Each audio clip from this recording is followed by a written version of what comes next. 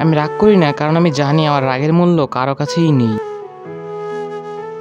মানসিক শান্তি দেওয়া মানুষ যখন পাল্টে যায়, তখনই আমরা অসহায়, নিরুপায় হয়ে যাই।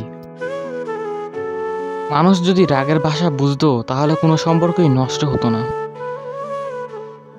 সম্পর্ক সেটাই যেখানে ঝগড়া, অভিমান অনেক, তবু কেউ কাউকে ছেড়ে যায় না।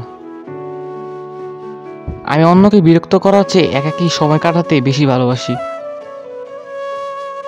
আমি যদি তোমাকে খুব বেশি বিরক্ত করি, তাহলে বুঝে নিও তুমি খুব স্পেশাল।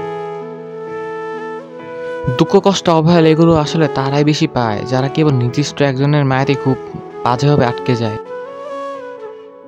তাদের সাথেই ভালোবাসা অনেক সুন্দর হয়ে থাকে, যাদের সাথে আপনার ভবিষ্যৎ বলতে কিছুই নেই। পৃথিবীর নিয়ম বড়ই অদ্ভুত, যে যত বেশি ভালোবাসে সে ততই অবহেলা পায়। মানুষ যেখানে হেসে সহ্য করে আসে, সেখানে আমার কান্না করার কথা ছিল। সময়ের সাথে সাথে যে সম্পর্কগুলো পরিবর্তন হয়, সেগুলো আসলে প্রয়োজন মাত্র, সম্পর্ক না। যে ভিজেছে আমার চোখ, তার জন্য এই হৃদয়ে আর জায়গা না হোক। পরিবার আর ভালোবাসার মানুষ উভয়ই যাদের কপালে থাকে, তারাই পৃথিবীর সবচেয়ে সুখী মানুষ। ভালোবাসা কথাই না, আচরণে প্রকাশ পায়। শুধু মুখে ভালোবাসি বললেই ভালোবাসা হয় না। শারীরিকভাবে অসুখী থাকার চেয়ে মানসিকভাবে অসুখী থাকাটা আরো বেশি কষ্টদায়ক। জীবনে কি পেলাম জানি না, তবে আমাকে বোঝার মতো কাউকে পেলাম না। একা চলতে শিখো, আজ যে আছে কাল সে নাও থাকতে পারে। যত্ন করে রাখলে সবকিছু সুন্দর থাকে, সেটা জিনিস হোক বা সম্পর্ক। সুন্দর বলতে কিছুই হয় না, আপনি যাকে যত বেশি ভালোবাসবেন সে তত বেশি সুন্দর।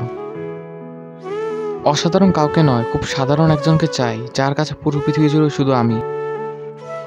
ইচ্ছাকৃতভাবে কেউ একা থাকতে চায় না, পরিস্থিতি মানুষকে একা থাকতে বাধ্য করে।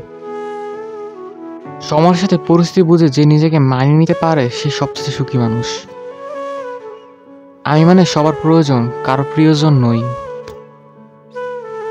জীবন ছোট, সুতরাং সিদ্ধান্ত নেওয়ার ক্ষেত্রে সাবধান।